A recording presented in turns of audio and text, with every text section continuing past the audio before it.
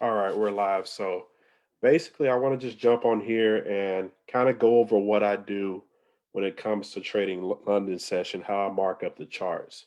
So let's get right into it. So when it comes to trading a particular session, you have to know what that session is doing from a trading standpoint. So when it comes to trading, you have to look at what the market is actually doing. So what I mean by that is that when it comes to the actual Forex sessions, every session has like a schedule. So, you have your major sessions, which is, you know, Asian session, then London session, then New York.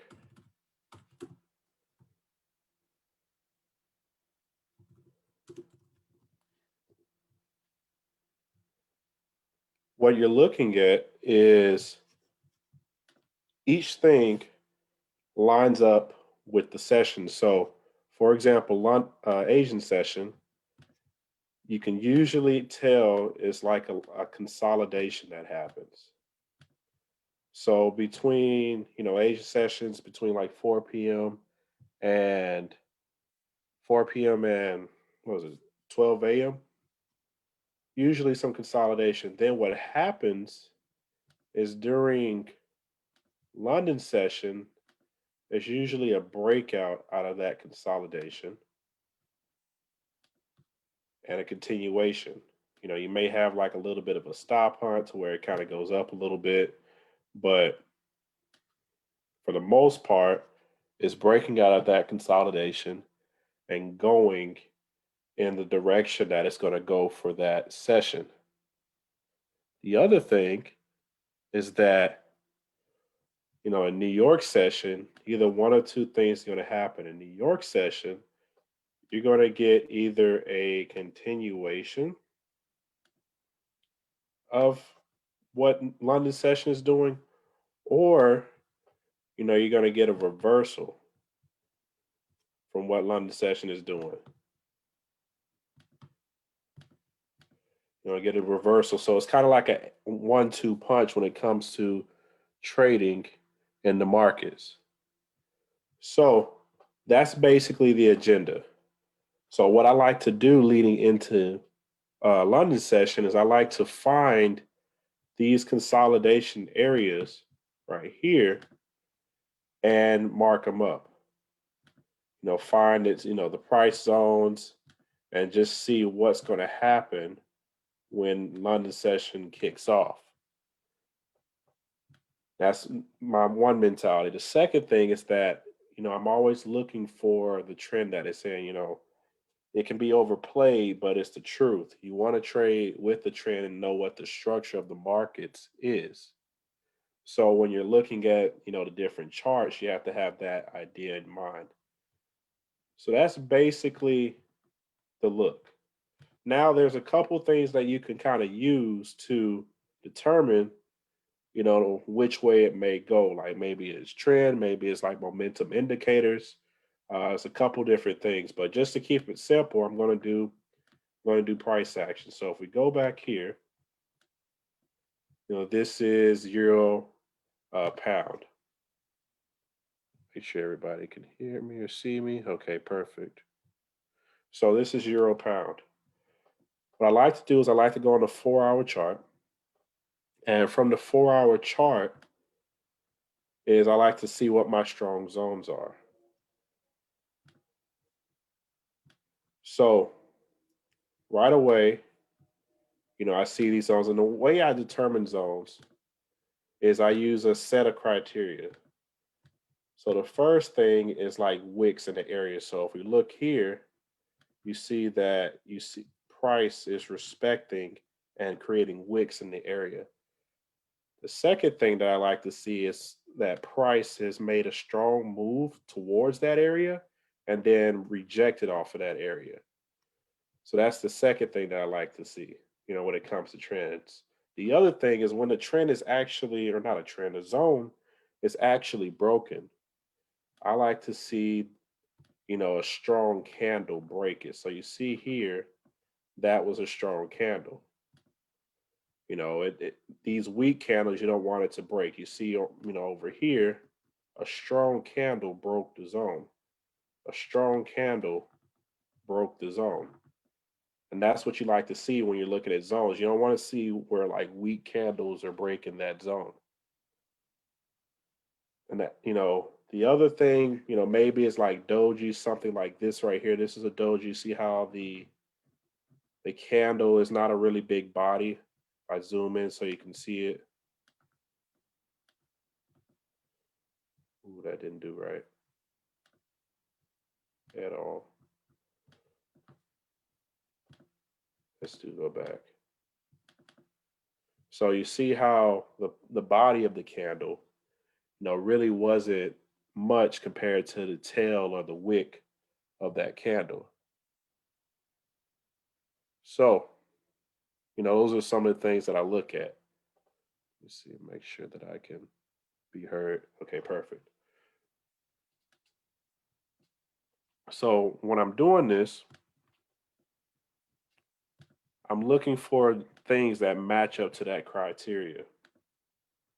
So you see here, same thing, wicks, strong candle breaking zone, strong candle, strong candle, strong candle, strong candle, wicks, wicks, momentum going into that level, rejecting off of it, momentum going into that level, rejecting off of it. That's a strong zone. Same thing down here. And usually, after you do this a few times, you kind of have an idea what it's doing on the bigger charts. So, you don't have to do this every time. But when it comes to trading, you want to have that consistency. So now that I got the 4 hour taken care of, those are the main zones in the 4 hour. Of course, I can use that or that, but that's not really relevant. So I go down to the 1 hour.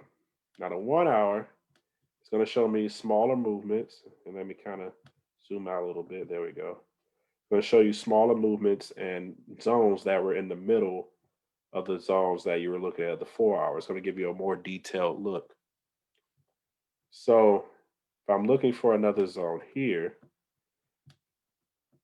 this area here lines up.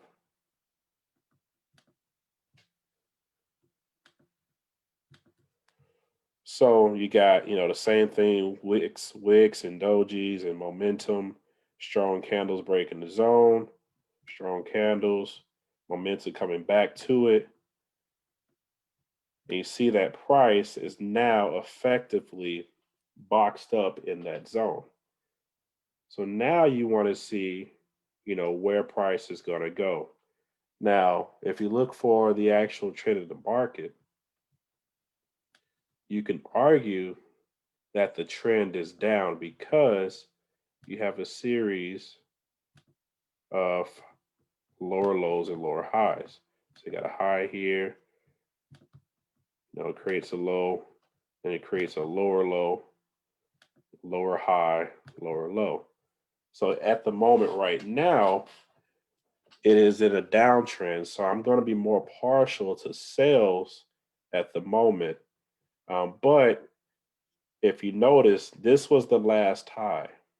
So if this high was to get broken, that high was to get broken, and then it was to retest that area, then if it starts to go up, I'll probably take the buy, but I'll be more comfortable taking this sell here because I want it to break and retest and have like like a floor and a ceiling. Because if you look at these zones, think of it like levels, like floors and ceilings. So if you jump above the ceiling and break through the ceiling and get jump into the next floor, so you have the type of strength, what was the ceiling to you now becomes the floor.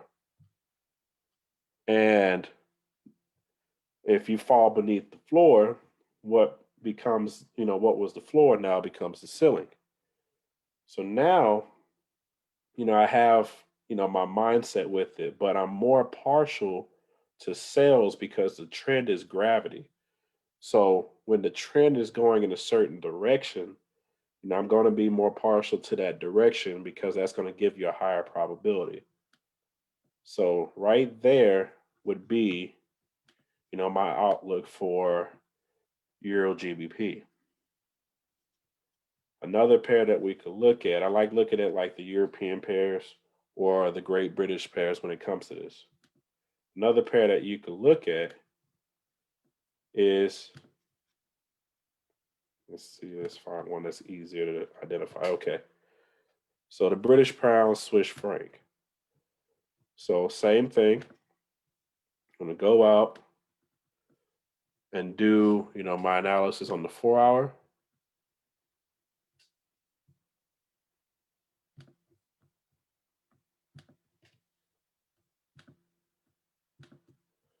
So I see that's my zone there.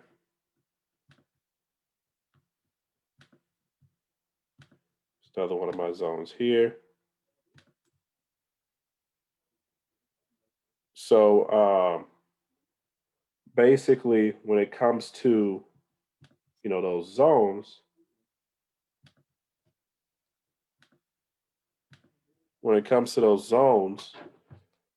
you want to make sure that you're, taking your time and really identifying why you're using that as a zone. And if you know why you're using that as a zone, your evidence towards that being considered a strong zone, you're going to have more confidence when you're trading the market. So, those are my zones for now in the 4 hour. And I'm going to go down to the 1 hour. And I see that these are the zones for the 1 hour. So, just following that same criteria: strong zones, wicks, momentum, breaks, and retests, things that line up with each other. So now, when it comes to trading it, move this up a little bit. When it comes to trading it, this this is on an uptrend. If I did the same thing, just created a higher high, higher low, higher high. Well,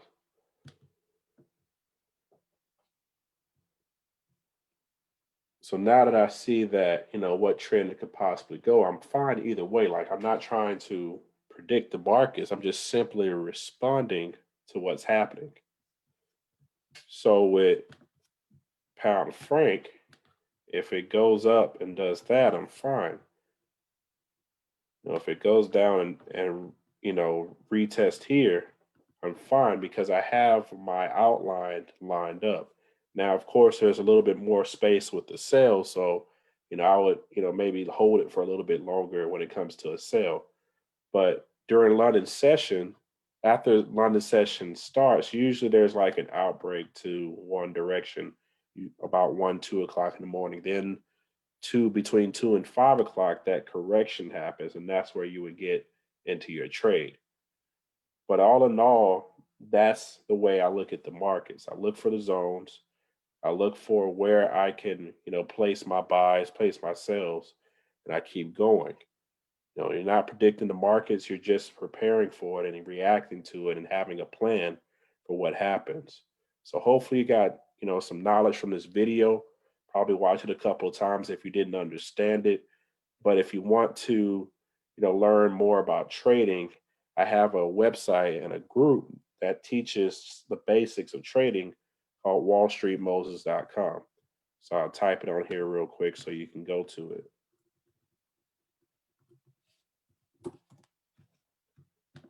So if you go to this website here, you'll be able to get into a Forex course to give you some basic information and some intermediate information and strategy to trading Forex. But y'all have a great night.